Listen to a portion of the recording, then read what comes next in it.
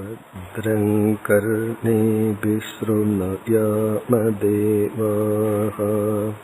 भद्रं पश्येमाक्षभिर्यजत्राः स्थिरैरङ्गैस्तुष्टुवागुंसस्तनूभिः व्यशेमदेवहितं यदायुः स्वस्ति न इन्द्रो वृद्धश्रवाः स्वस्ति नः पूषा विश्ववेदाः स्वस्ति नस्तार्क्ष्यो अरिष्टनेमिः स्वस्ति नो बृहस्पतिर्दधातु। ॐ शान्ति शान्ति शान्तिः।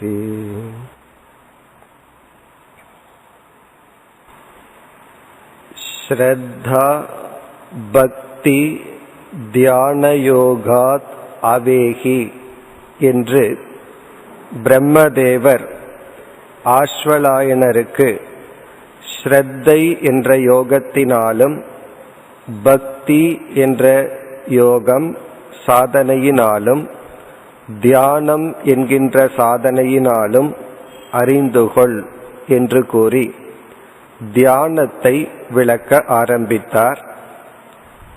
தியானம் முதலில் இரண்டு வகைப்படும் என்று பார்த்தோம். ஞானத்திற்கு முன் செய்கின்ற தியானம், ஞானத்திற்கு பின் செய்கின்ற தியானம். ஞானத்திற்கு முன் செய்கின்ற தியானம் ஞானத்திற்கு நம்மை தகுதிப்படுத்தும்.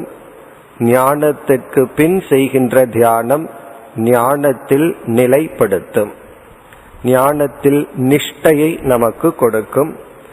இங்கு இரண்டு விதமான தியானத்திற்கும் தியானத்திற்கு முன் நாம் கவனிக்க வேண்டிய சில கருத்துக்களை குறிப்பிட்டார். தேசம், காலம், ஆசனம், பிறகு பஞ்ச கோஷங்கள். எப்படிப்பட்ட தேசத்தை, இடத்தை எடுத்துக்கொள்ள வேண்டும், தியானத்திற்குரிய காலம், பிறகு உடல் அமைப்பு, மனநிலை, பிராண தத்துவம், புத்தி, இவைகளையெல்லாம் எப்படி தயார்படுத்த வேண்டும் என்று பார்த்தோம். இனி நாம் தியானத்திற்குரிய விஷயத்திற்கு செல்கின்றோம். எதை தியானிக்க வேண்டும் அதைத்தான் ஆறாவது மந்திரத்தில் கூறியுள்ளார். ஹ்ருத் புண்டரீகம் விரஜம் விசுத்தம் விசிந்திய மத்தியே விஷதம் விஷோகம் அச்சிந்தியமவ்யக்தம் அனந்த ரூபம் என்ற இந்த பெரிய மந்திரத்தில் எதை தியானிக்க வேண்டும் என்ற தத்துவத்தை குறிப்பிடுகின்றார். நாம் எதை தியானிக்கின்றோம் என்பதுதான் இது எப்படிப்பட்ட தியானம் என்பதை முடிவு செய்கின்றது. இங்கு நிர்குண பிரம்மத்தை தியானத்திற்குரிய விஷயமாக பிரம்மதேவர் குறிப்பிடுகின்றார். பொதுவாக நாம் தியானம் என்றால் தியான காலத்தில் ஒரே ஒரு விதமான எண்ணங்கள் தான் இருக்க வேண்டும் என்று எதிர்பார்ப்போம். வேறு விதமான எண்ணம் வரக்கூடாது, சேம் தாட், ஒரே எண்ணம் தான் வரணும்னு, அதுதான் தியானம், அப்படித்தான் இருக்க வேண்டும் என்று நினைப்போம். எதை நினைக்கின்றோமோ அல்லது தியானத்தில் வருகின்ற எண்ண ஓட்டங்கள் எப்படி இருக்க வேண்டும் என்பதும் இரண்டு வகைப்படும். ஒன்று சமான விருத்தி, இரண்டாவது சஜாதீய விருத்தி என்று இரண்டு டைப், இரண்டு விதம். இப்ப சமான விருத்தி என்றால் ஜபம் என்கின்ற தியானத்தில் இறைவனுடைய ஒரு நாமத்தை எடுத்து தியானம் செய்யும் பொழுது அதே எண்ணம் தான் தொடர்ந்து வர வேண்டும். ஓம் நம சிவாய அல்லது விஷ்ணுவனுடைய நாமமோ ஏதாவது ஒரு நாமத்தை எடுத்துக்கொண்டு அதை நினைத்தால் நாம் எவ்வளவு எண்ணங்கள் மேற்கொள்கின்றோமோ அனைத்து எண்ணங்களும் அதுவாகத்தான் இருக்க வேண்டும். இப்ப நமசிவாய நமசிவாய நமசிவாயன்னா அதே எண்ண ஓட்டம்தான் இருக்கணும். இது சமான எண்ணம் என்று சொல்றோம். இப்ப திடீர்னு விஷ்ணுவோ முருகனோ கணபதியோ வந்துட்டாலும் கூட நம்ம என்ன நினைப்போம், வேற ஏதோ என்ன வந்துடுதுன்னு நினைப்போம். இது ஒரு விதமான தியானம். இனி ஒரு விதமான தியானம் சமான விருத்தி அல்ல, சஜாதீய விருத்தி.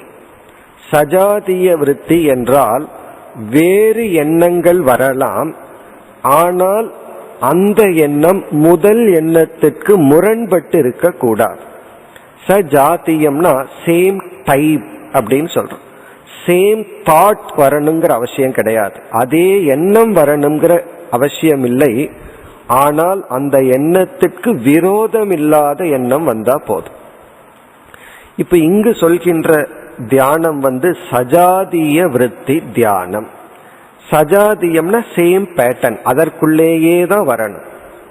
இப்போ நம்ம பிரம்மத்தை அமிர்தம் என்று தியானிக்கின்றோம். அமிர்தம் என்றால் மரணமற்ற தத்துவம் பிரம்ம என்று தியானித்து கொண்டிருக்கும் பொழுது அந்த பிரம்மத்தை சாந்தம், அமைதியான சொரூபம். பிறகு இங்கு வர்ணிக்கப்பட்ட அசோகம், துயரமற்ற சொரூபம் பிரம்மன், அசிந்தியம், சிவம், பிரசாந்தம், இப்படிப்பட்ட சொற்கள் எல்லாம் ஒரு சொல்லினுடைய பொருள் வேறு, இனி ஒரு சொல்லினுடைய பொருள் வேறு. இதெல்லாம் சஜாதீயம். பிறகு எது தவறான எண்ணம்? பிரம்மன் பூரணம் என்று நினைத்து கொண்டிருக்கும் பொழுது நான் அபூர்ணமானவன், பிரம்மன் அமர சொரூபம், மரணமற்ற தன்மை என்று நினைக்கும் பொழுது எனக்கு மரணம் விடும் என்ற எண்ணம் வந்தாதான் இந்த சஜாதீயத்திற்கு எதிரான எண்ணம். அத விஜாதீயம் என்று சொல்வோம். விஜாதீயம்னா என்ன பேட்டர்ன் ஆஃப் திங்கிங் போயிட்டு இருக்கோ அதுக்கு தலைகீழான எண்ணம் வந்தால் அது விஜாதீயம். அதனாலதான் இந்த தியானத்திற்கு லட்சணமே விஜாதீயமான எண்ணங்களை விட்டு சஜாதீய எண்ண பிரவாகம்தான் தியானம். இப்ப இப்படிப்பட்ட தியானத்துல எண்ணத்தை அடக்கணும், வேற எண்ணத்தை வராம பண்ணணும், எண்ணாமையே இருக்கணும், இப்படி எல்லாம் எதிர்பார்க்க கூடாது. அது அப்படி தியானம் செய்ய வேண்டிய அவசியம் இல்லை.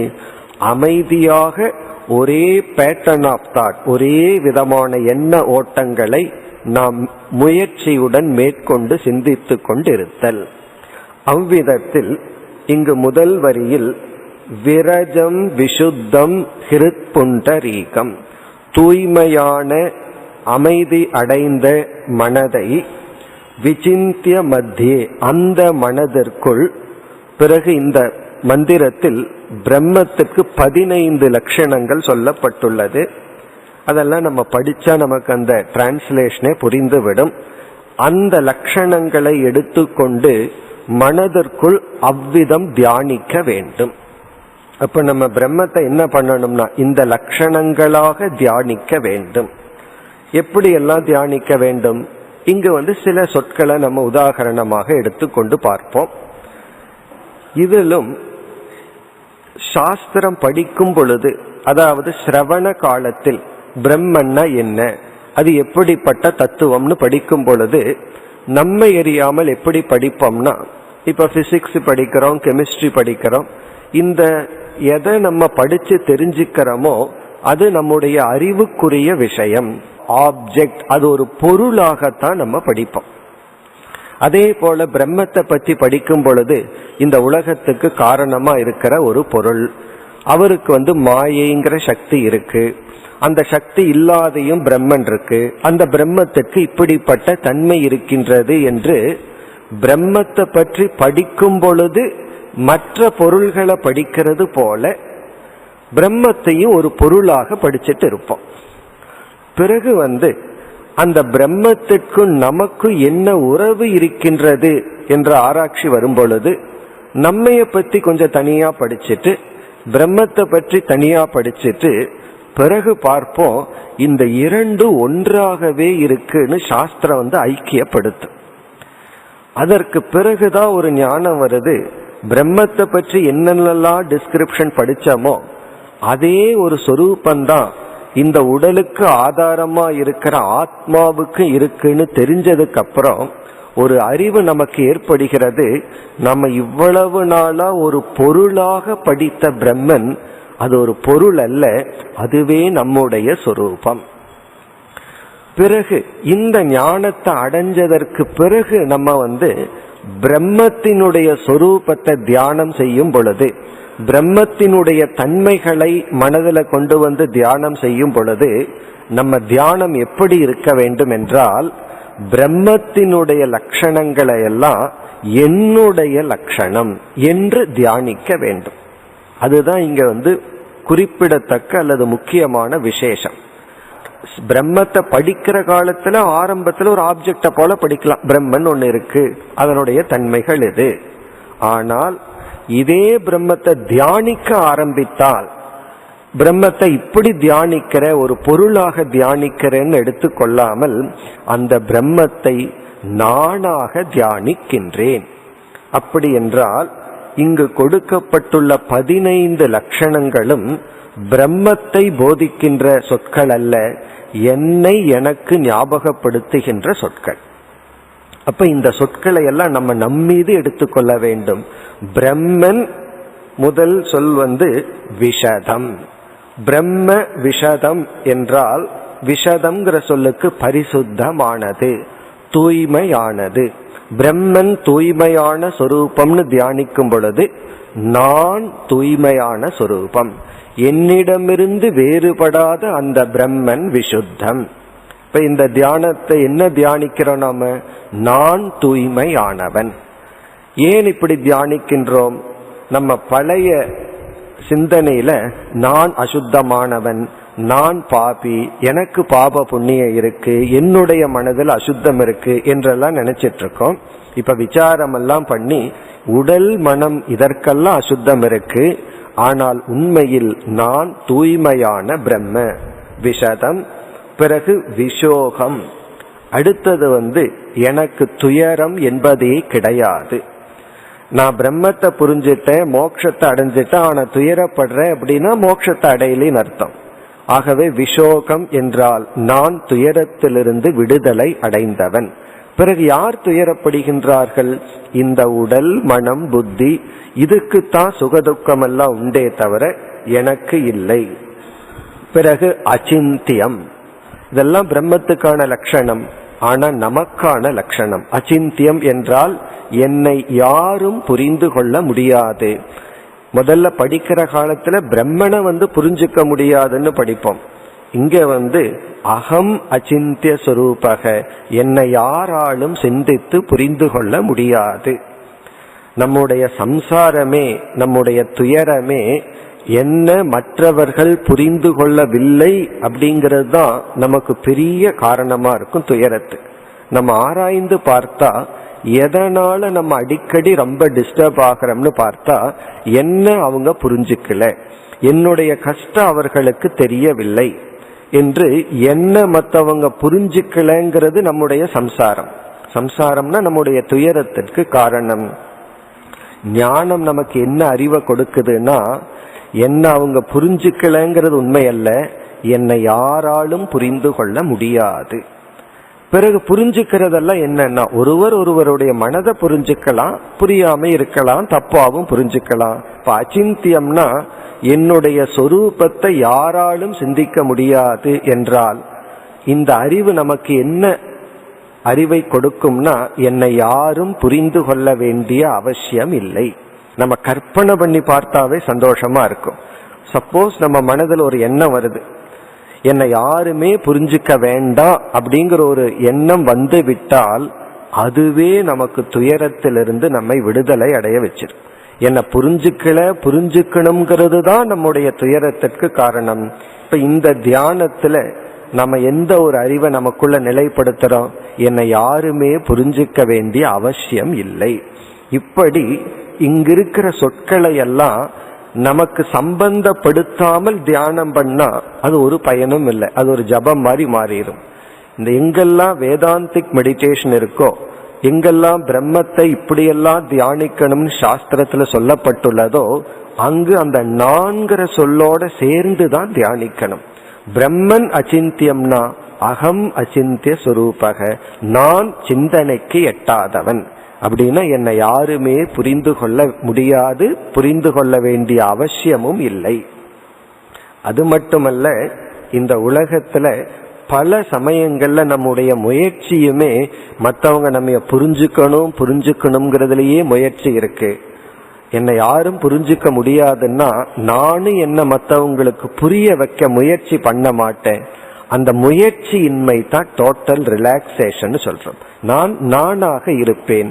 பிறகு மற்றவங்க எதை புரிஞ்சு கொள்ளலாம்? என்ன மனசை புரிஞ்சுக்கலாம், என்னுடைய சூழ்நிலையை புரிஞ்சுக்கலாம். என்னை யாராலும் புரிந்து கொள்ள முடியாது. அச்சிந்தியம். பிறகு அவ்வியக்தம், என்னுடைய உண்மையான தன்மை என்னுடைய இந்திரியத்திற்கும் வரவில்லை, உலகத்திற்கும் வரவில்லை. பிறகு அனந்த ரூபம். அனந்த ரூபம்னா நான் ஏகம், நான் ஒருவனாக உள்ளேன், அல்லது பிரம்மன் ஒன்றாக உள்ளது. அதே பிரம்மன் அல்லது அதே நான் மாயா சக்தியுடன் சேரும் பொழுது அனந்தமாக அனைத்துமாக உள்ளேன். இப்ப நான் ஒருத்தன், அதே சமயத்தில் நானே விதவிதமாக உலகமாக உள்ளேன். இப்ப இந்த 15 சொற்கள், அதுல சிலவற்றை மட்டும் இப்ப நம்ம பார்க்கிறோம். இதுல எல்லாம் நம்ம நான்கிறத சம்பந்தப்படுத்தி பார்க்கணும். பார்த்து நம்ம மனதுல எதெல்லாம் நமக்கு ஆழ்ந்து நமக்கு துயரத்தை கொடுத்துட்டு இருக்கோ அந்த துயரத்தை நீக்க இந்த அறிவை பயன்படுத்த வேண்டும். அதாவது நமக்கு வர்ற துயரத்தை நீக்கிறதுக்கு நம்ம எத்தனையோ உபாயங்களை பயன்படுத்துவோம். அதெல்லாம் எதற்குன்னா துயரத்தை நீக்கிறதுக்கு. ஆனா இங்க வேதாந்தத்துல அறிவின் மூலமாக நாம் துயரத்தை நீக்க முயற்சி செய்கின்றோம். காரணம் என்னன்னா, துயரத்திற்கு காரணமே அனர்த்த சிந்தா என்று சொல்வார்கள். தவறான எண்ணங்கள் தான் நம்மை துயரப்படுத்துகின்றது. இங்க நம்ம துயரம்னு சொல்வது உடல் வலிய சொல்லவில்லை. உடல்ல ஒரு துயரம் அதற்கு தகுந்த சொல்யூஷன். இங்கு மனதினால் நமக்கு ஏற்படுத்தி கொள்கின்ற துயரத்தை கூறுகின்றோம். அந்த துயரத்தை நீக்குவதற்குத்தான் இப்படிப்பட்ட தியானங்கள். பிறகு சிவம், பிரசாந்தம், அமிர்தம், இந்த சொற்கள் எல்லாம் தியானத்திற்குரிய சொற்கள். சிவம்னா நானே மங்கள சொரூபம், நான் அமங்கலமானவன் அல்ல. பிரசாந்தம்னா நான் அமைதியடைந்த சொரூபம். இந்த உடல் செயல்பட்டு இருக்கு, மனது செயல்படுகிறது, புத்தி செயல்படுகிறது. பிறகு அது சில நேரத்தில் ஓய்வெடுக்கின்றது. நான் என்றும் செயலற்றவன், நான் என்றும் சாந்த சொரூபம். இவ்விதம் சிதானந்தம், அரூபம், அத்புதம். கடைசியில இந்த மந்திரம் எப்படி முடிக்கின்றது? நான் அத்புத ஸ்வரூபம். தமிழ் வார்த்தை, தமிழ்லயும் இந்த வார்த்தையை பயன்படுத்துறோம். சமஸ்கிருதத்துல அத்புதம்னு ஒரு சொல்ல இருக்கு. தமிழ்ல சாதாரணமா ரொம்ப அற்புதமா இருக்குன்னு சொல்லுவோம். ரொம்ப அற்புதமா இருக்குன்னா விளக்க முடியாமல் அழகாக பெருமையாக உள்ளது. எதையாவது அற்புதமா இருக்கு அப்படின்னு சொன்னா அந்த அற்புதம்ங்கிறதுக்கு நம்ம விளக்கவே வேண்டாம், அதனுடைய அர்த்தம் நமக்கு விளங்கும். பிறகு இந்த உலகத்துல அற்புதமானது யாருன்னா நான் தான் அல்லது பிரம்மன் தான் என்று இந்த மந்திரத்தில் தியானத்திற்கான பிரிப்பரேஷன், தியானத்திற்கான ஏற்பாடுகளை கூறி எப்படிப்பட்ட சொரூபத்தை தியானிக்க வேண்டும் என்று கூறப்பட்டுள்ளது. இப்ப இத நம்ம ஒரு விதமான நிதித்தியாசனம் என்று கூறுகின்றோம். இப்ப நிதித்தியாசனம்ங்கிற தியானம் பல வகைப்படும். ஞானத்தை அடைஞ்சதற்கு அப்புறம் ஞானத்தை நிலைப்படுத்துவதற்கு நாம என்னென்னலாம் செய்யறோமோ அதெல்லாம் நிதித்தியாசனம்னு சொல்றோம். அது அமர்ந்தும் நம்ம செய்யலாம், அல்லது சாஸ்திரத்தை முதல்ல கேட்கிறோம். ஃபர்ஸ்ட் டைம் அறியாமையோட நம்ம சிரவணம் பண்றோம். அப்போ அந்த சிரவணம்ங்கிறது, சாஸ்திரத்தை கேட்டல்ங்கிறது அறிவை கொடுக்கும் சாதனையா பயன்படுகிறது. ஏற்கனவே கேட்டாச்சு, நமக்கு புரிஞ்சாச்சு. அதற்கு பிறகு மீண்டும் கேட்கணும்னு மனசு தோணுது. மீண்டும் மீண்டும் சாஸ்திரத்தை கேட்கிறோம். சில பேர் ஒரு உபனிஷத்தை 10 முறை 12 முறை திரும்ப திரும்ப கேட்பார்கள். இப்போ ஒரு முறை கேட்டதுதான் 2வது முறையும் கேட்கிறோம். ஆனா அவர்களுடைய அனுபவத்துல ஒவ்வொரு முறையும் கேட்கும் போது ஒவ்வொரு மாதிரி அறிவு வருதுன்னு சொல்கின்றார்கள். அதுவும் உண்மைதான். இப்ப ஏன் 2வது முறை 3வது முறை கேட்கிறோம்னா, ஒரு முறை கேட்கும் பொழுது ஒரு சில கருத்துக்கள் தான் உள்ள போயிருக்கும். ஒரு புதிய கருத்து உள்ள போயிட்டோம்னா, இப்போ 1 மணி நேரம் நம்ம வகுப்பு கேட்கிறோம், அதுல ஒரு விஷயத்தை புரியாம கஷ்டப்பட்டுட்டு இருப்போம். திடீர்னு அந்த ஒரு 10வது நிமிஷத்துல ஒரு கருத்து உள்ள போய் புரிஞ்சிடுதுன்னா அந்த நேரத்துல மனசு நிறைஞ்சிடும். என்ன, ஒரு குழப்பத்துல இருந்திருக்கிறோம், ஒரு குழப்பம் தெளிவாயாச்சு. பிறகு மீதி 50 நிமிஷம் என்ன பேசினாலும் காதுல விழுகாது. ஏன்னா சந்தோஷம் வந்தாச்சு. ஒரு தெளிவு வந்தாச்சு. பிறகு அடுத்த முறை கேட்கும் பொழுதுதான் வேறொரு கருத்து நமக்கு உள்ள போகும். அப்ப நிதித்தியாசனம் என்றால் வெறும் தியானம் மட்டுமல்ல, மீண்டும் மீண்டும் சாஸ்திரத்தை கேட்கிறதே ஒரு விதமான தியானம். அதாவது மீண்டும் மீண்டும் கேட்கலாம், அல்லது கேட்டதை நமக்குள்ளேயே ரிஃப்ளெக்ட் பண்ணலாம். கேட்டதை நம்மளுடைய மெமரியிலிருந்து, சித்தத்திலிருந்து எடுத்து ரீகலெக்ட் பண்றது ஒரு தியானம், அது இங்கு சொல்லப்படுகிறது. அல்லது மீண்டும் மீண்டும் நம்ம கேட்கலாம். ஃபர்ஸ்ட் டைம் கேட்கறது ஞானத்திற்காக, இரண்டாவது முறை மூன்றாவது முறை கேட்கறது ஞானத்திற்காக அல்ல, அந்த ஞானத்தை நாம் ரிமைண்டர்னு சொல்றோம், ஞாபகப்படுத்தி கொள்வதற்காக. இப்ப முதல் முறையா ஒருவன் ஒரு சினிமாவை பார்க்கிறான். ஃபர்ஸ்ட் எல்லாம் அந்த படத்தை பத்தி நல்லா இருக்குன்னு சொன்னோடனே பார்க்கும் பொழுது அவன் ரெண்டு பர்பஸுக்கு பார்க்கிறான். அதுல என்னதான் இருக்குங்கிற ஞானம், பிறகு என்ஜாய் பண்றான். பிறகு அவனே இரண்டாவது முறை மூன்றாவது முறை எதற்கு பார்க்கிறான்னா அறிவுக்காக பார்க்கவில்லை. அது ஃபர்ஸ்ட் டைம் அறிவு வந்தாச்சு, அந்த படத்துல என்ன கதை என்ன பாட்டுங்கிற அறிவு வந்தாச்சு. பிறகு ஏன் இரண்டாவது முறை மூன்றாவது முறை பார்க்கிறோம்? அது அறிவுக்காக அல்ல, அதை அனுபவிப்பதற்காக. அதே போல சாஸ்திரத்தை அதனாலதான் ந சக்ருத் சிரவணம் என்று சொல்வார்கள். ஒரு முறை கேட்டா போதாது, பல முறை நம்ம கேட்கணும். அந்த இரண்டாவது முறை மூன்றாவது முறை கேட்பதும் ஒரு விதமான தியானம். இப்ப இவ்விதம் இந்த ஆறாவது மந்திரத்தில் தியானத்திற்குரிய விஷயம் நிர்குண பிரம்மனாக கூறி, இந்த உலகம்ங்கிறது ஒன்று இல்லை, நான் மட்டும்தான் இருக்கின்றேன், நான் மரணமற்றவன், பூர்ணமான சொரூபன் என்றெல்லாம் கூறி முடித்தார். இனி நாம் அடுத்த 7வது மந்திரத்திற்கு செல்ல வேண்டும். அதாவது 10வது மந்திரம் வரை எப்படியெல்லாம் தியானிக்க வேண்டும் என்று தியானத்திற்குரிய விஷயத்தையே கூறி வருகின்றார். இனி 7வது மந்திரத்திற்கு சென்றால், உமா சகாயம் பரமேஸ்வரம் பிரபும் திரிலோச்சனம் நீலகண்டம் பிரசாந்தம் தியாத்வா முனிர் கச்சதி பூதயோனிம் சமஸ்த சாட்சிம் தமச பரஸ்தாத். இப்ப இந்த மந்திரம் நிர்குண பிரம்மத்திலிருந்து, நம்ம கீதையில 3 படின்னு பார்த்தோம். நிர்குண பிரம்மத்தை தியானித்தல், விஸ்வரூபத்தை தியானித்தல், இஷ்ட தேவதையை தியானித்தல் சொல்லி, இதற்கெல்லாம் ஆதாரம் இந்த உபனிஷத்திலேயே இருக்கின்றது. பகவான் உபனிஷத்தில் இருக்கிற கருத்தை எடுத்து தான் கூறியுள்ளார். இங்கு அந்த இஷ்ட தேவதை தியானத்தை பிரம்மதேவர் குறிப்பிடுகின்றார். சில சமயங்களில் நிர்குண பிரம்மத்தை நமக்கு தியானிக்க வேண்டும் என்று தோன்றவில்லை என்றால் நம்ம சகுண பிரம்மத்தை தியானிக்க வேண்டும். இந்த தியானிக்கிறதும் சாஸ்திரம் கேட்கிறதும் நம்முடைய மனநிலையை பொறுத்து தான் எடுத்துக்கொள்ள வேண்டும். நம்ம கேட்கணும்னு தோணுச்சுன்னா கேட்கணும், கேட்க வேண்டான்னு தோணுச்சுன்னா கேட்க கூடாது. தியானிக்கணும்னு தோணுச்சுன்னா தியானிக்கணும், இன்னைக்கு தியானம் வேண்டான்னு தோணுச்சுன்னா தியானிக்க கூடாது. அதனாலதான் சாஸ்திரம் கேட்டல்ங்கிற சாதனையையும் தியானம்ங்கிற சாதனையையும் எதற்கு ஒப்பிடுவார்கள்? உனக்கு எப்ப சாப்பிடணும் அப்படின்னு ஒரு கேள்வி வந்தா நம்மள என்ன முடிவு பண்ணியிருக்கோம்? 8 மணி ஆனா சாப்பிடணும், 1 மணி ஆனா சாப்பிடணும்னு டைமை வச்சிருக்கிறோம். ஆனா உடல் ஆரோக்கியத்தை பற்றி ஆராய்ச்சி செய்பவர்கள் என்ன சொல்கிறார்கள்? டைம் முக்கியம் அல்ல, எப்ப நீ சாப்பிடணும் என்றால் எப்ப பசிக்குதோ அப்பதான் சாப்பிடணும். இது ஒரு முக்கியமான நிபந்தனையாக, அதாவது இந்த உடல் ஆரோக்கியத்தை பற்றி ஆராய்பவர்கள் கூறுகின்றார்கள். இது முற்றிலும் உண்மை. காலத்தை விட பசிச்சு சாப்பிடும் பொழுதுதான் அந்த உணவானது ஜீரணிக்கின்றது. அப்பொழுதெல்லாம் உமிழ்நீர் சுரந்து உணவு ஜீரணிக்குதான். பசிக்காம சாப்பிட்றது தான் நமக்கு விஷமாகின்றது. அப்ப நம்ம சாப்பிட்றதை யாரு முடிவு பண்ணணும்னா, வீட்டில் இருக்கிறவங்க முடிவு பண்ணக்கூடாது. எனக்கு சாப்பிட்டு போ வேலை முடியும்னு சொல்லி அவங்க சில சமயம் முடிவு பண்ணலாம். அல்லது எனக்கு நேரமாச்சு சாப்பிட்டு போகணும்னு முடிவு பண்ணக்கூடாது.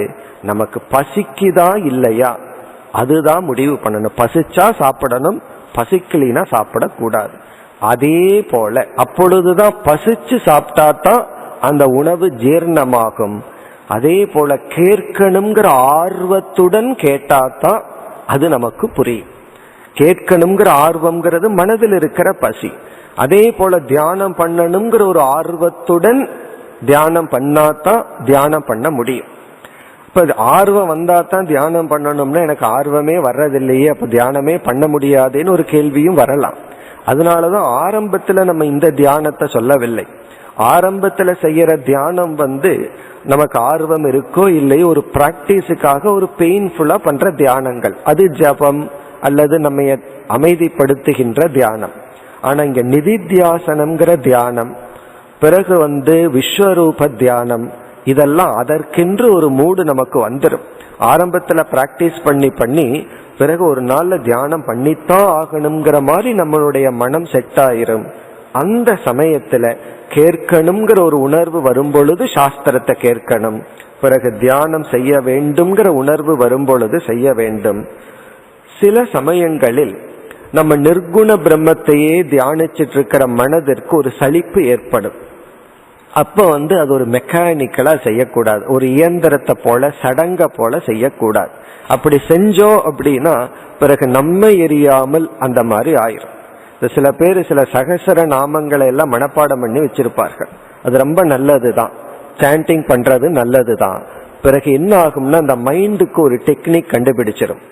ஒன்று நல்லா அது சுபாவம் ஆயிடுதுன்னா அதை மெக்கானிக்கலா ஒரு இயந்திரத்தை போல செய்யும். இவர்களுடைய மனதுல விஷ்ணு சகசரநாமமும் ஓடிட்டு இருக்கு, இனியொரு மனதுல அதாவது சாண்டிங் நடந்துட்டு இருக்கு, இனியொரு மனதுல வேறொரு சிந்தனையும் நடந்துட்டு இருக்கும். அப்படி மனது ரெண்டா டிவைட் பண்ணி செயல்படுற சக்தி இருக்கு. அந்த மாதிரி தியானத்தை மாற்றிவிடக் கூடாது. ஆகவே இங்க பிரம்மதேவர் என்ன செய்கின்றார், நிர்குண பிரம்மத்துல மைண்டு நிக்கணும்னா அதுக்கு ரொம்ப சூக்ஷ்மம் வேண்டும், ரொம்ப பக்குவம் இருக்கணும், அதுக்கு ரொம்ப ஸ்ட்ரென்த் இருக்கணும். ஒரு கால் நம்மால நிர்குண பிரம்மத்துல நிற்க முடியவில்லை என்றால், நிர்குண பிரம்மத்தை பற்றி ஞானம் இருந்தாலும் நம்ம இஷ்ட தேவதா தியானத்திற்கு வர வேண்டும். அப்படியே இறங்க சொல்ற பகவான் கீதையில இறங்கி வர சொல்றது போல இங்கு மூன்றாவது படிக்கு இறங்கி வர சொல்ற. நீ நிர்குண பிரம்மத்தை தியானி. ஒரு கால் உனக்கு தியானம் பண்ற நேரத்துல சிவனை நினைச்சு தியானம் பண்ணணும், தட்சிணாமூர்த்தியோ விஷ்ணுவையோ முருக கடவுளையோ தியானம் பண்ணணும்னு தோன்றினால் நீ அதை தியானிக்க வேண்டும். பிறகு ஒரு கேள்வி வரலாம், அது எப்படி எல்லாமே பொய்ன்னு தெரிஞ்சதுக்கு அப்புறம் தியானிக்க முடியும்னா, இவன் பொய்ங்கிற வார்த்தையினுடைய தத்துவத்தை புரிஞ்சிருக்கிறான். இந்த உடல்ங்கிற அடிப்படையில இவைகள் எல்லாம் உண்மைதான். பிறகு மனம்ங்கிற அடிப்படையில சூக்ஷ்மமான உலகங்களும் உணர்வுகளும் உண்மைதான். இந்த அபிமானத்தை கடந்ததற்கு பிறகுதான் இவைகள் பொய்யே தவிர, இந்த மித்தியா பொய் அப்படிங்கறத எந்த இடத்துல அப்ளை பண்ணணுங்கிறது ரொம்ப முக்கியம். அதனாலதான் ஒரு இடத்துல ஞானிக்கு பலவிதமான அகம் என்று ஒரு வித்யாரண்ய சுவாமி எழுதுறார். ஞானிக்கு பல ஐ இருக்கா, நான் இருக்கா. அவன் தன்னிடத்துல மட்டும் இருக்கும்போது அவனுடைய நானே வேறையாம், அது ஒரு விதமான நான். இந்த உலக மக்களோடு இருக்கும்போது அவன் வேறொரு நானை எடுத்து கொள்கின்றான், நான் வேறொரு ஐய எடுத்துட்டு ஹேண்டில் பண்றான். பிறகு ஈஸ்வரன் இடத்துல அவன் ரிலேட் பண்ணும்போது இனி ஒரு ஐ, இனி ஒரு நானை எடுத்துட்டு அவன் ஹேண்டில் பண்றான். அப்படின்னா என்ன அர்த்தம்னா, இந்த உடலோடு உலகத்தோடு இருக்கும் பொழுது அந்த ஒரு ரியாலிட்டியில இருக்கணும். ஆனா முக்கியமான பிரம்மத்தை தெரிஞ்சிட்டு அந்த அறிவோட இந்த உடலுக்குள் வந்தோம்னா இந்த உடலையும் அகங்காரத்தையும் நம்ம ஹேண்டில் பண்றதாகிறோம். இப்ப இந்த 7வது மந்திரத்தின் சாரம், நம்முடைய மனம் நிர்குண பிரம்மத்தையே தியானித்து கொண்டிருந்து சற்று அந்த தியானத்தை விட வேண்டும் என்றால் உடனே இஷ்ட தேவதையை தியானிக்கலாம். இங்கு இஷ்ட தேவதையாக சிவன் குறிப்பிடப்படுகின்றார். உமா சகாயம், உமையுடன் கூடிய பரமேஸ்வரம் பிரபும் திரிலோச்சனம், 3 கண்களை உடைய நீலகண்டன், நீளமான கழுத்தை உடைய அந்த ஈஸ்வரனை தியானிக்க வேண்டும். அப்படின்னு என்ன அர்த்தம், ஞானி ஆயிட்டா அவன் இஷ்ட தேவதையெல்லாம் கும்பிட மாட்டான், வழிபட மாட்டான்னு அர்த்தம் கிடையாது. அவன் உலக விவகாரத்திற்கு வரும் பொழுது அவனுடைய மனதை இஷ்ட தேவதையில் தியானிக்க வேண்டும் என்று விரும்பினால் அவன் தியானிக்கலாம். அவனுக்கு தெரியும் இந்த இஷ்ட தேவதை தான் பிரம்மஸ்வரூபம் என்று தெரிந்தும் தியானிக்கின்றான். பிறகு தியாத்வா முனிர் கச்சதி பூதயோனிம், பிறகு பலனை குறிப்பிடுகின்றார். இப்படி தியானம் செய்து அவன் அந்த பிரம்மத்தையே அடைவான். தியான பலனும் குறிப்பிடப்படுகின்றது. பிறகு அடுத்து 8வது மந்திரத்தில் நேற்று நாம் பார்த்த விஸ்வரூப சொரூபம் விளக்கப்படுகின்றது. ச பிரம்மா ச சிவ சேந்திரக சோக்ஷர பரமஸ்வராட் சயேவ விஷ்ணு ச பிராணக ச காலோக்னிகி ச சந்திரமாகா. இப்ப இந்த மந்திரத்தின் சாரம் 3வது படியிலிருந்து 2வது படிக்கு இங்க பிரம்மதேவர் போறார். அதாவது தியானத்துல இஷ்ட தேவதையை நாம் விரும்பிய இறை தத்துவத்திற்கு ஒரு பெயரை கொடுத்து உருவத்தை கொடுத்து தியானிக்கிறோம். உடனே நம்ம அடுத்த தியானத்திற்கு செல்லலாம். அது என்ன? இந்த உலகமே இறைவன் சொரூபமாக உள்ளார். நம்ம பார்த்தோம் உபாதான காரணம். அந்த தியானத்தை குறிப்பிடுகின்றார். ச பிரம்மா, உபதேசிக்கிறவரே பிரம்மதேவன் தான். அவரே சொல்றார் அந்த இறைவனே, அந்த ஈஸ்வர தத்துவம், அந்த பிரம்மனே பிரம்மதேவர். ச சிவக, அவரே சிவன். சகையேவ விஷ்ணுகு, அவரே விஷ்ணு. பிறகு அவரே இந்திரன், அவரே அழியாத பொருளும். அக்ஷரகன அழியாத நிர்குண பிரம்மனும் அவரே. அவரே பிராண தத்துவம், அவரே கால தத்துவம், அவரே நெருப்பு அக்னி தேவன், அவரே சந்திரன் என்று இந்த அனைத்து தேவதைகளாகவும் உலகமாகவும் ஜீவனாகவும் ஈஸ்வரனாகவும் ஒரே தத்துவம் உள்ளது. இங்கு இந்த உலகத்துல 3 விதமான டிவிஷன் இருக்கு. பல விதத்துல உலகத்தை நம்ம டிவைட் பண்ணலாம், பிரித்து பார்க்கலாம். ஒன்று இங்க நம்ம 3 விதத்துல பிரிக்கிறோம். உலகம், ஜீவன், இறைவன். ஈஸ்வரக, ஜீவக, ஜெகத். இப்ப வேதாந்தம், தத்துவம், பிலாசபி அப்படின்னு சொன்னா இந்த 3 பத்தி பேசுறது தான் பிலாசபி அல்லது தத்துவம். ஜீவ தத்துவம், ஜெகத் தத்துவம், ஈஸ்வர தத்துவம். உலகம்னா என்ன? இறைவன்கிறது யார்? இந்த உலகத்தை அனுபவிக்கின்ற ஜீவர்கள் யார்? இவர்களுக்குள்ள இருக்கிற ரிலேஷன்ஷிப் என்ன? இதுதான் பிலாசபியினுடைய சப்ஜெக்ட் மேட்டர். தத்துவ நூல். தத்துவம்ங்கிறது எதை பேசுதுன்னா இறைவன் யார், நாம் யார், இந்த உலகம் யார்.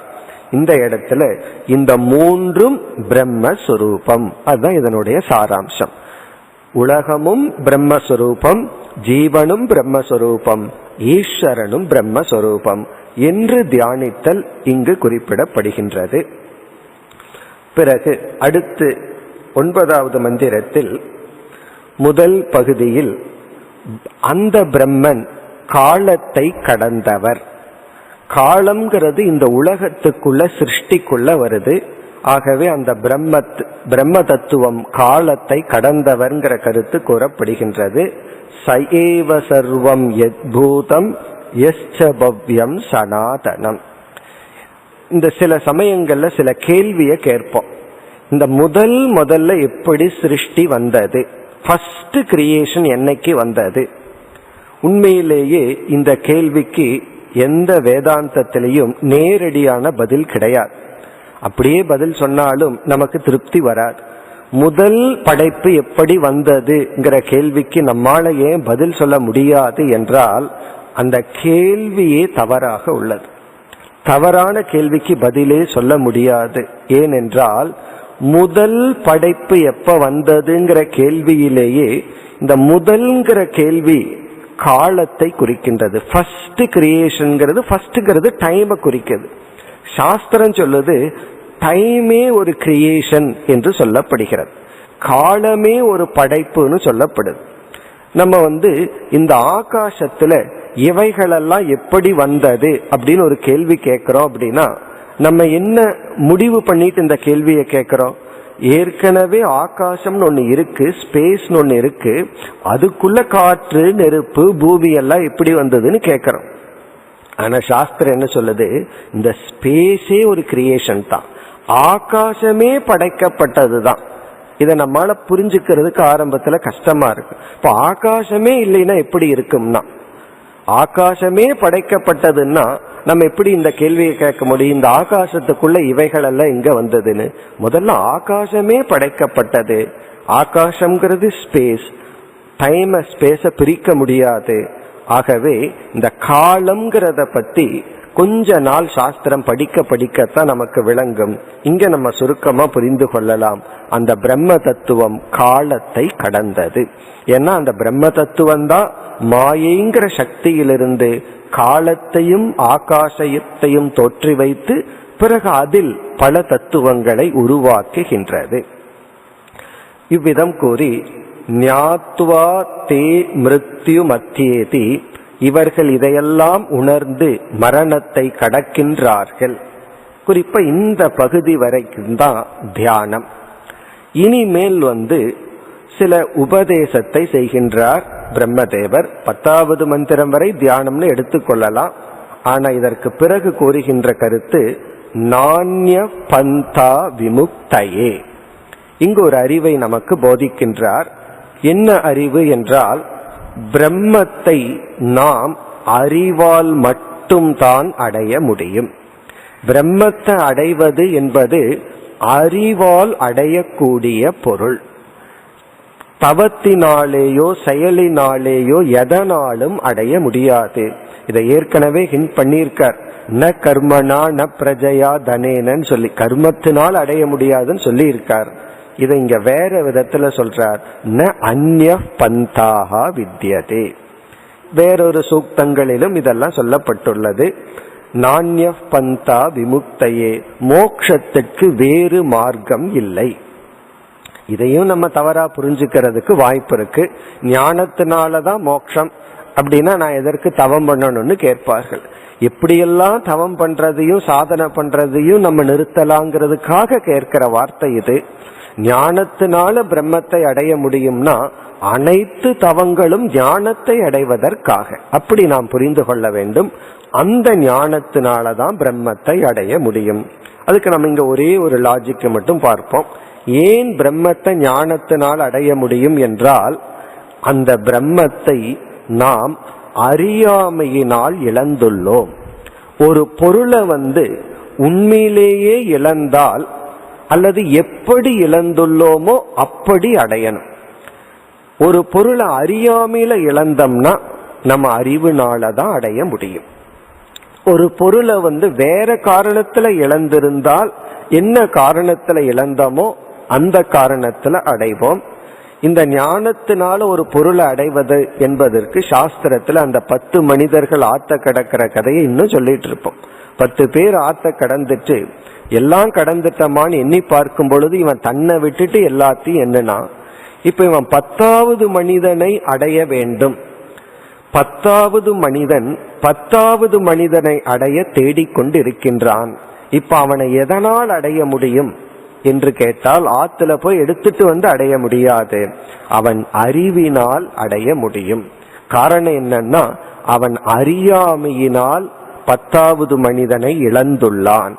அந்த 10வது மனிதனை அவன் அறிவினால் தான் அடைய முடியும். இப்படி எந்த ஒரு பொருள் இருந்தும் அதை நாம் அறியாமல் இழந்துள்ளோமோ அந்த பொருளை சாஸ்திரத்துல சித்த வஸ்து என்று சொல்வார்கள். சித்த வஸ்துனா ஏற்கனவே இருக்கிறது தான், ஆனால் நாம் இழந்துள்ளோம். இது பிரம்மன் மட்டுமல்ல, எத்தனையோ இது ஏற்கனவே இருக்கு, அதை ஓட பண்ணாம புரிந்து கொள்ளாமல் நாம் இழந்துள்ளோம். ஆகவே பிரம்மத்தை ஞானத்தினால் மட்டும் அறிய முடியும் என்று கூறி, இனி 10வது மந்திரத்தில் அந்த பிரம்ம ஞானம் அல்லது ஆத்ம ஞானம் அழகாக குறிப்பிடப்படுகிறது. 10வது மந்திரம், சர்வபூதஸ்தம் ஆத்மானம் சர்வபூதானிச்ச ஆத்மனி சம்பஷ்யன் பிரம்ம பரமம் யாதி நான்யேன ஹேதுனா. இங்க மீண்டும் அதே கருத்து கூறப்படுகிறது. அறியாமையை நீக்கி ஞானத்தை அடைவதன் மூலமாகத்தான் பிரம்மத்தை அடைய முடியும். இப்படி சம்பஷ்யன் பிரம்ம, இப்படி மேலான பிரம்மத்தை யார் பார்க்கின்றார்களோ அவர்கள்தான் பிரம்மத்தை அறிய முடியும். முதல் வரியில் பிரம்மத்தை அறிய 3 படிகளில் உபதேசம் செய்யப்படுகிறது. இந்த முதல் வரியில 2 ஸ்டெப் சொல்லப்பட்டிருக்கு. 2வது படியும் 3வது படியும் சொல்லப்பட்டுள்ளது. இதை நம்ம தியானமாகவும் பண்ணலாம் அல்லது ஆத்ம உபதேசமாகவும் எடுத்து கொள்ளலாம். நம்ம அந்த 3 படிய ஒரு எக்ஸாம்பிள் உதாகரணம் பார்த்துட்டு பிறகு பிரம்ம விஷயத்துல சேர்ப்போம் அல்லது ஆத்ம விஷயத்துல பார்ப்போம். முதல்ல நம்ம என்ன சொல்றோம், ஒருத்தன் கேட்கறான், ஒரு குழந்தை கேக்குது ஸ்பேஸ்னா என்ன, ஆகாசம்னா என்ன. அந்த குழந்தைகிட்ட மேல பார் அப்படின்னு சொன்னா அது நட்சத்திரத்தையோ நீளத்தையோ பார்த்துட்டு இதுதான் ஆகாசம்னு புரிஞ்சு எங்கேயோ ஆகாசம் இருக்குன்னு புரிஞ்சுக்கும். அப்போ ஒரு குழந்தையினுடைய மனதுல ஸ்பேஸ்னா என்னன்னு புரிய வைக்கிறதுக்கு நம்ம என்ன பண்ணுவோம், ஒரு பானையை எடுத்து இந்த பானைக்குள்ள பாரு ஒரு வெற்றிடம் இருக்கிறது அல்லவா, அதுதான் ஸ்பேஸ் அப்படின்னு சொல்லுவோம். அப்ப ஃபர்ஸ்ட் டீச்சிங், ஆகாசத்தை புரிய வைக்கிறதுனுடைய first teaching space is in the pot. பானைக்குள்ள என்ன இருக்கோ, என்ன வெற்றிடம் இருக்கோ அதுதான் ஆகாசம். இப்ப ஆகாசம்னா என்ன, பானைக்குள் இருக்கின்ற வெற்றிடம். இப்ப ஆகாசம் என்பது பானைக்குள்ள இருக்கு. இந்த வெற்றிடத்துக்கு லட்சணமே எது இடத்தை கொடுக்குதோ அதுதான் ஆகாசம், அதுதான் ஸ்பேஸ்னு ஒரு லட்சணம் இருக்கு. இது எனக்கு இடம் கொடுக்குதோ. இப்ப பானைய பார்க்கிறோம், அதுக்குள்ள ஒரு இடம் இருக்கு, அதனால பொருளை வைக்கலாம், தண்ணிய விடலாம். அப்ப ஸ்பேஸ்னா என்ன, பானைக்குள் இருப்பது ஆகாசம். இது first stage of teaching. Second ஸ்டேஜ்ல என்ன பண்றோம், ஆகாசம்ங்கிறத நீ பானைக்குள்ள பார்த்துட்டே இல்லையா, அது பானைக்குள் மட்டும் இல்லை, பானைக்கு வெளியேயும் உள்ளது. இப்ப இரண்டாவது டீச்சிங் ஸ்பேஸ் பானைக்கு வெளியேயும் உள்ளது, எல்லா இடத்திலையும் இருக்கு. இப்ப முதல் ஆகாசம் என்பது பானைக்குள் இருக்கின்றது, இரண்டாவது ஆகாசம் எல்லா இடத்திலும் இருக்கின்றது. இந்த பானைக்குள்ள ஒரு ஸ்பேஸ பார்த்து புரிஞ்சிட்ட மைண்டு தான் வெளியே பார்த்து அன்லிமிட்டெட் ஸ்பேஸ ஸ்பேஸ்னு புரிஞ்சுக்கும். எடுத்துடனே வெளியே பார்த்த ஆகாசம் இதுதான் அப்படின்னா நம்மளால புரிஞ்சுக்க முடியாது. இப்போ விரிந்து உள்ள ஆகாசத்தை புரிஞ்சுக்கிறதுக்கு சிறிய இடத்துல ஆகாசத்தை பார்த்துட்டோ இதுதான் வெட்ட வெளியா இருக்கிற ஆகாசம்னு புரிஞ்சுக்கும். இப்ப ஃபர்ஸ்ட் ஸ்டேஜ் பானைக்குள் இருப்பது ஆகாசம், இரண்டாவது ஸ்டெப் எல்லா இடத்திலும் இருப்பது ஆகாசம். தேர்ட் ஸ்டேஜ், இது ஒரு பெரிய ஸ்டெப். அது என்ன சொல்றோம், இந்த பானையே ஆகாசத்திற்குள் இருக்கின்றது. இப்ப மூணாவது ஸ்டேஜ்ல என்ன சொல்றோம், பானையே ஆகாசத்திற்குள்ளதான் இருக்கு. இந்த ஃபர்ஸ்ட் ஸ்டேஜ்ல சொன்னது அப்படியே ரிவர்ஸ் ஆகுது. ஃபர்ஸ்ட் என்ன சொன்னா பானைக்குள்ள ஆகாசம் இருக்குன்னு, கடைசி என்ன சொல்றோம், ஆகாசத்திற்குள்ளதான் பானையே இருக்கு. இப்ப எடுத்த உடனே இந்த பானையே ஆகாசத்திற்குள்ள இருக்குன்னா புரியாது. ஃபர்ஸ்ட் பானைக்குள்ள ஆகாசம், பிறகு ஆகாசம் எல்லா இடத்திலும் இருக்கு, பிறகு பானை முதல் கொண்டு அனைத்தும் ஆகாசத்திற்குள்ளதான் இருக்கு. இனி இதே பிரின்சிபிள் ஆத்ம தத்துவத்துல சேர்த்துறோம். முதலில் இந்த உடலுக்குள் ஆத்மா இருக்கின்றது. இப்படி சொன்னாதான் ஆத்மாங்கிற ஒரு கான்செப்டை நம்ம மனசுக்குள்ள கொண்டு போக முடியும். ஏன்னா இந்த உடல் தெளிவா இருக்கு, இயங்கி கொண்டு உள்ளது. இப்ப ஃபர்ஸ்ட் சாஸ்திரம் எப்படி நமக்கு ஆத்மாவை அறிமுகப்படுத்துகிறது, இந்த உடலுக்குள் ஆத்மா உள்ளது. இப்ப ஆத்மா உடலுக்குள்ளதான் இருக்கு. அடுத்தது என்ன சொல்லுது, இந்த ஆத்மா ஒரு உருவத்துடனோ தன்மையுடனோ இருந்தா இந்த உடலுக்குள்ள அடங்கும். அது அறிவு சொரூபமா இருக்கிறதுனால உடலுக்குள் மட்டும் இல்லை, எல்லா இடத்திலையும் இருக்கு. இப்ப முதல்ல ஃபர்ஸ்ட் ஸ்டேட்மெண்ட் உடலுக்குள் ஆத்மா உள்ளது, இரண்டாவது ஆத்மா எல்லா இடத்திலும் உள்ளது, மூன்றாவது ஸ்டேட்மெண்ட் இந்த உடலே ஆத்மாவுக்குள் உள்ளது. எடுத்த உடனே ஆத்மாவுக்குள்ளதான் இந்த உடல் இருக்குன்னு சொன்னா நம்ம என்ன பண்ணுவோம், அது எப்படி, நான் உடலுக்குள்ள ஆத்மாவை எங்கேயுமே பார்க்கலன்னு சொல்லுவோம். இப்ப தேர்ட் ஸ்டெப்ல என்ன சொல்றோம், ஆத்மாவுக்குள்ளதான் இந்த உடலே இருக்கின்றது. இதுல இரண்டாவது ஸ்டெப் மூன்றாவது ஸ்டெப்புக்குள்ள என்ன வேற்றுமை என்றால், ஆத்மாவுக்குள்ளதான் உடலே இருக்குன்னு சொல்லும் பொழுது உடல் ஆத்மாவை சார்ந்துள்ளது, ஆத்மா உடலை சார்ந்தில்லை. எது சார்ந்திருக்கின்றதோ அது மித்யா, அது உண்மை அல்ல. சார்ந்திருப்பது பொய், தானாக இருப்பது சத்தியம். நம்மைய சார்ந்து நிழல் இருக்கு, ஆகவே நிழல் பொய், நாம சத்தியம். நம்முடைய உடல் உண்மை, நிழல் பொய். எது ஒன்றை சார்ந்து இருக்கிறதோ அது உண்மை அல்ல. ஃபர்ஸ்ட் உடல், அதை சார்ந்து ஆத்மா இருக்கு, பிறகு ஆத்மா எல்லா இடத்திலும் இருக்கு, பிறகு உடல் எல்லாமே ஆத்மாவை சார்ந்துள்ளது. இந்த கருத்து தான் முதல் வரியில் கூறப்பட்டுள்ளது. சர்வபூதஸ்தமாத்மானம். இங்க இரண்டாவது ஸ்டேஜிலிருந்து வருகின்றது. சர்வபூதஸ்தமாத்மானம், தன்னுடைய ஆத்மாவை அனைத்து ஜீவராசிகளிடத்திலும் யார் பார்க்கின்றார்களோ, இந்த உடலுக்குள் இருக்கிற அதே ஆத்மாதான் எல்லா ஜீவராசிகளுக்குள்ளும் அனைத்திலும் இருக்கின்றது. இது செகண்ட் ஸ்டேஜ்.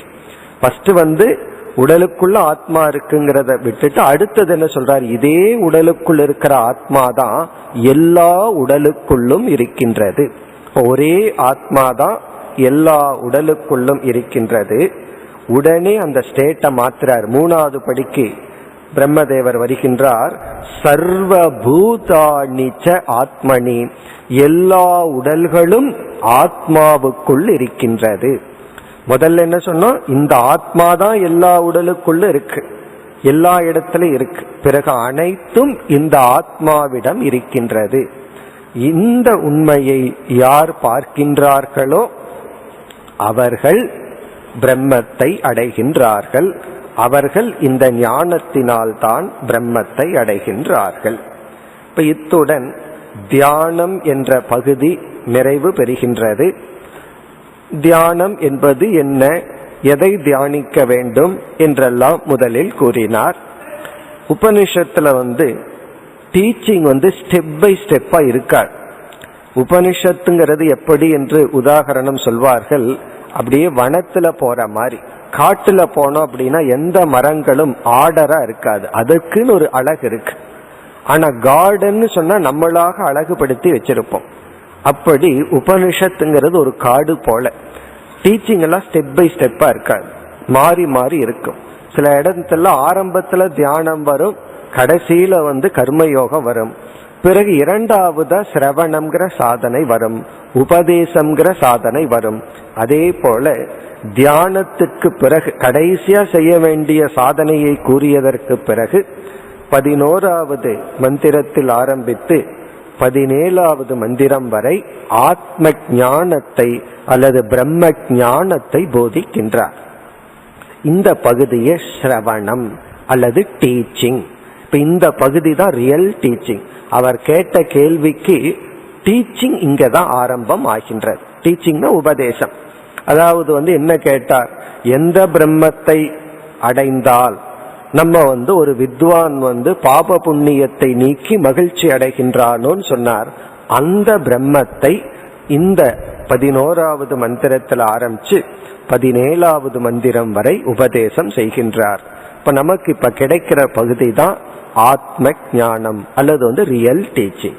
அதை எப்படி ஆரம்பிக்கின்றார், 11வது மந்திரத்துல டீச்சிங்க்கு உபதேசத்திற்கான ஒரு முகவுரைன்னு சொல்லலாம் அல்லது ஒரு கம்பேரிசன்.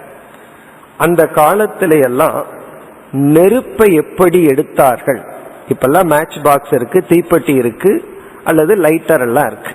அப்ப நெருப்பை எடுக்கின்ற முறை 2 மரக்கட்டைகளை உராய்வதன் மூலமாக வருகின்ற நெருப்பை எடுப்பார்கள். அந்த நெருப்பு பொறியை எடுத்து தான் யாகம் பண்றதோ பூஜை பண்றதோ அப்படி இருந்தது. அந்த உதாரணத்தை இங்கு எடுத்துக் கொள்கின்றார்கள்.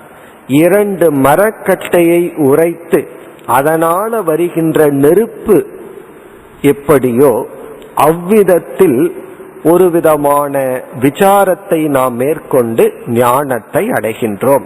இப்ப சாஸ்திரம் கேட்கிறது, விசாரம் பண்றது அப்படிங்கிறது நெருப்பை எடுப்பதற்கு உதாரணம். அந்த எக்ஸாம்பிள் இங்க சொல்றார். ஆத்மானம் அரணிம் கிருத்வா பிரணவம் ச உத்தராரணிம் ஞான நிர்மதன அபியாசாத் பாசம் தகதி பண்டிதக. இங்க என்ன எக்ஸாம்பிள்னு பார்ப்போம். நெருப்பை நம்ம உருவாக்குறதுக்கு 2 மரக்கட்டை, கீழே ஒரு மரக்கட்டை இருக்கும், மேல ஒரு மரக்கட்டை இருக்கும். பொதுவா கீழே இருக்கிற மரக்கட்டை அசையாம அப்படியே இருக்கும், மேல இருக்கிற மரக்கட்டை தான் அசைவம். இந்த ரெண்டையும் சேர்த்து அசைக்கலாம், அல்லது ஒன்ன கையில வச்சுட்டு இனி ஒன்ன உராய வைக்கலாம். இப்ப அந்த கீழ் மரக்கட்டை இருக்கின்றது அல்லவா, அதுதான் நம்முடைய மனம். நம்முடைய மனம்ங்கிறது கீழே வச்சிருக்கிற கட்டை. அந்த கட்டைக்கு அரணி என்று பேர். அரணினா ஒரு காஞ்ச மரக்கட்டை. பிறகு மேல இருக்கிற கட்டை இருக்கே, அது வேதாந்த வாக்கியம், குருவினுடைய உபதேசம். குருவினுடைய டீச்சிங் மேல இருக்கிற மரக்கட்டை. பிறகு கடைதல் இருக்கே, அப்படியே மேல வச்சா போதாது, அத உராய்தல் அப்படிங்கிறது இருக்கே, அந்த கடைதல், அத சமஸ்கிருதத்துல மதனம் அப்படின்னு சொல்றோம். அதுதான் விசாரம். நம்ம செய்யற விசாரம் தான் உரைதல். குரு உபதேசிக்கும் பொழுது நம்ம மனசுக்குள்ள அதை கேட்டு ஆராய்கின்றோம் அல்லவா, நம்மமே ப்ராசஸ் பண்றோம் அல்லவா, அதுதான் கடைதல். கடைஞ்சு ஒரு நெருப்பு வருகிறது அல்லவா, அந்த நெருப்பு ஞானம். இப்ப கீழ்கட்டைங்கிறது மனம், மேல் கட்டைங்கிறது வேதாந்த வாக்கியம். இங்க வேதாந்த வாக்கியத்திற்கு பிரணவம், ஓங்காரம் என்ற சொல் பயன்படுத்தப்பட்டுள்ளது. பிறகு அதை உராய்தல் என்பது விசாரம், ஞானம் என்பது நெருப்பு. இந்த நெருப்பு என்ன பண்ணுதுன்னா எல்லாவற்றையும் எரித்து விடுகிறது. இந்த நெருப்பு எதை எரிக்கின்றதோ அது இங்கு பிரம்மதேவர் பாசம் என்று சொல்கின்றார். இங்க பாசம் என்றால் தமிழ்ல சொல்ற பந்த பாசம் அல்ல, இங்க பாசம் என்றால் பந்தம். பாசம்னா நம்ம கட்டுண்டுள்ளோம், நம்முடைய சம்சாரம், நம்முடைய துயரம். இந்த மந்திரத்தை பார்த்தா ஆத்மானம் அரணிம் கிருத்வா, மனதை கீழ்கட்டையாக வைத்து பிரணவம் ச உத்தர ஆரணிம், ஓங்கார தத்துவத்தை அல்லது வேதாந்த வாக்கியத்தை, குருவினுடைய உபதேசத்தை மேல்கட்டையாக வைத்து ஞான நிர்மதன அபியாசாத். நிர்மதனம் என்றால் கடைதல் என்கின்ற விசாரத்தை மேற்கொண்டு பாசம் தகதி பண்டிதக, பண்டிதன் ஒரு சாதகன் ஞானியானவன் சம்சாரத்தை எரிக்கின்றான் என்று அறிமுகப்படுத்தி இவர் என்ன செய்ய போறார், நான் உனக்கு மேல்கட்டைய கொடுக்க போறேன் என்று விசாரத்தை துவங்க போகின்றார். இங்கு நம்ம ஜீவ விசாரம், ஈஸ்வர விசாரம், ஐக்கிய விசாரம் சொல்லி மகா வாக்கிய விசாரத்தை இவர் செய்ய போகின்றார். இனிமேல் என்ன பண்ண போறார்னா நம்மையே ஆராய்ச்சி பண்ண போறார். நான் யார் அப்படின்னு இந்த ஜீவனை ஆராய்ச்சி பண்ணி, பிறகு யார் ஈஸ்வரன் என்று ஈஸ்வரனை ஆராய்ச்சி செய்து, இந்த இரண்டு பேர்த்துக்கு என்ன சம்பந்தம் என்ற ஐக்கிய சம்பந்தத்தை கூறி, இதுதான் உபதேசம், இதுதான் பிரம்மஸ்வரூபம் என்று பிரம்ம ஞானத்தை கொடுக்க போறார். பிரம்ம ஞானம்ங்கிறது எது பிரம்மன், அந்த பிரம்மத்துக்கு உலகத்துக்கு என்ன உறவு, அந்த பிரம்மத்துக்கு நமக்கு என்ன உறவு, உலகத்தின் தன்மை என்ன, நம்முடைய தன்மை என்ன, இந்த விசாரம் தான் ஆத்ம விசாரம். அதைத்தான் அவர் செய்ய போகின்றார். இப்ப இந்த பகுதியைத்தான் நம்ம உபதேசம் அல்லது ஸ்ரவணம் என்று சொல்கின்றோம். அதற்கு இங்கு பிரம்மதேவர் கொடுக்கின்ற பெயர் ஞான அபியாசக, ஞானாபியாசம். ஞான யோகத்தை இவர் ஞானாபியாசம்னு சொல்றார். ஞான அபியாசம், அபியாசம் என்றால் பிராக்டிஸ். அபியாசம்ங்கிற வார்த்தைக்கு பயிற்சி என்று பொருள். பயிற்சி என்றால் ஒன்றை தொடர்ந்து இடைவிடாது செய்தலுக்கு பேரு பயிற்சி. எந்த ஒன்றையுமே பயிற்சியினாலதான் அடைய முடியும். இப்ப ஞான அபியாசம் என்றால் ஞான பயிற்சி. ஞான பயிற்சின்னு என்ன அர்த்தம், ஞானத்தை கொடுக்க என்ன செய்ய வேண்டுமோ அதை நம்ம செய்யறது தான் ஞான பயிற்சி. ஞானத்தை அடையிறதுக்கு என்ன செய்யணும்னா கேட்கறது, சிந்திப்பதும் தான் ஞானத்தை அடைய பயிற்சி. இங்க குரு உபதேசம் செய்யும் பொழுது இவர் பிரம்ம தத்துவத்தை எல்லாம் விளக்கும் பொழுது அதை நம்ம கேட்கிறோம். அப்படியே கேட்டுக்கொண்டு இருந்து எப்படிப்பட்ட மனதுடன் கேட்கணும், கேட்டு நமக்குள்ள என்ன ப்ராசஸ் பண்ணணும், அந்த ப்ராசஸ் பண்றதும் மனதுக்குள்ள அதை வச்சு சிந்திச்சு அதை திறந்த மனதுடன் கேட்டு அதை சிந்திக்கிறது தான் ஞான அபியாசம். இப்ப எவ்வளவு தூரம் ஞான அபியாசம் பண்ணணும்னா, ஞானம் வரும் வரை ஞானாபியாசம் பண்ணணும். எவ்வளவு தூரம் சாப்பிடணும்னா நம்ம என்ன பதில் சொல்லுவோம்? எவ்வளவு தூரம் சாப்பிட்டா பசி நீங்குமோ அவ்வளவு சாப்பிடணும். அவ்வளவு தூரம் நம்ம கேட்கணும். இப்ப இதற்கு அடுத்து வருகின்ற பகுதி விசாரம். இப்ப என்ன செய்ய போறாருங்கிறத பார்த்துட்டு சொல்ற உபதேசத்தை நம்ம நாளை தொடரலாம். இவர் இனி செய்ய போற பயிற்சி அவஸ்தாத்ரய விவேகம் என்ற ஒரு விவேகத்தை செய்யறார். அவஸ்தாத்ரய விவேகம்னா, ஜீவர்களாகிய நமக்கு 3 விதமான அவஸ்தைகள் உண்டு. அதாவது உறக்க நிலை, கனவு நிலை, விழிப்பு நிலை. இந்த அவஸ்தைகளை எல்லாம் உதாகரணமா ஒரு ஸ்டெப்பிங் ஸ்டோனா எடுத்துட்டு இதனுடைய துணை கொண்டு இந்த ஜீவனுடைய சொரூபம், தன்மை விளக்கப்படுகிறது. நான் யாருங்கிற கேள்விக்கான பதில் இந்த அவஸ்தாத்ரய விவேகத்துல பண்ணப்படும். நம்மளுடைய அனுபவங்களை எடுத்துட்டு ஆராய்தல். அனுபவம் நமக்கு ஞானத்தை கொடுக்காது. அனுபவமே ஞானத்தை கொடுத்ததுன்னா, ஒருத்தருக்கு 90 வயசு ஆயிருந்தா 90 வயசுக்குரிய ஞானம் இருக்கணும். ஆனா நம்ம அப்படி பார்க்கறது இல்லை. 25-30 வயசுல இருக்கிறவனுடைய ஞானம் 90 வயசு ஆனவங்களுக்கு இருக்கிறது இல்லை. அப்போ அனுபவம் ஞானத்தை கொடுக்காது. அனுபவத்தை ஆராயும் பொழுதுதான் நமக்கு ஞானம் ஏற்படும். அதனால இவ்வளவு வயசு எக்ஸ்பீரியன்ஸ் அப்படிங்கிறது முக்கியம் அல்ல. இந்த மேனேஜ்மெண்ட்ல இந்த கான்செப்ட் இப்ப புதுசா வந்திருக்கு. முன்னெல்லாம் எக்ஸ்பீரியன்ஸ் அடிப்படையில ப்ரமோஷனும் ஜாபும் கொடுத்துட்டு இருந்தாங்க. கவர்மெண்ட்ல தான் இப்ப அது நடந்துட்டு இருக்கு. ஆனா சில நல்ல மேனேஜ்மெண்ட்ல அனுபவத்தின் அடிப்படையில ஒருத்தனுக்கு ப்ரமோஷனோ ஜாபோ அல்லது ஹையர் ஜாப் கொடுக்கறது இல்லை. அவனுடைய ஸ்கில்லினுடைய அடிப்படையில, எஃபிஷியன்சியினுடைய அடிப்படையில தான் கொடுக்கிறார்கள். யாராவது எனக்கு இவ்வளவு எக்ஸ்பீரியன்ஸ் இருந்துச்சுன்னா அதை இப்ப கவுண்ட் பண்றது இல்லை. உண்மையும் அதுதான். இங்கு அனுபவம் அறிவை கொடுக்காது. அனுபவத்தை ஆராய்ச்சி செய்தால் அறிவை நமக்கு கிடைக்கும். இங்க 3 அவஸ்தையையும் ஆராய்ச்சி செய்து ஜீவனுடைய சொரூபம் இதுன்னு வைப்பார். பிறகு என்ன பண்ண போறார்? இறை தத்துவத்தை ஆராய போறார். அந்த இறை தத்துவத்தை ஆராய்ந்து இறைவனுடைய உண்மையான தன்மை இதுன்னு அரைவு பண்ணுவார். பிறகு 2ஐயும் காட்ட போறார். இறைவனை ஆராய்ந்து கிடைக்கிற தத்துவம் இது, ஜீவனை ஆராய்ந்து கிடைக்கிற தத்துவம் இது. இந்த 2 தத்துவத்தை பார்த்தால் வேறில்லை என்பது விளங்கும். அப்படி ஜீவனு ஆராய்ந்து அறிந்த ஜீவனும் ஆராய்ந்து அறிந்த இறை தத்துவம் தான் ஒன்று. ஆராயாமல் இருக்கின்ற ஜீவனும் ஆராயாமல் இருக்கின்ற ஈஸ்வரனும் என்றும் வேறு வேறுதான். ஆராய்ஞ்சதற்கு பிறகுதான் ஒன்று. இந்த ஐக்கியத்தை கொடுக்க போகின்றார். அது நம்முடைய அடுத்த விசாரம். நாளை நாம் மேற்கொள்வோம்.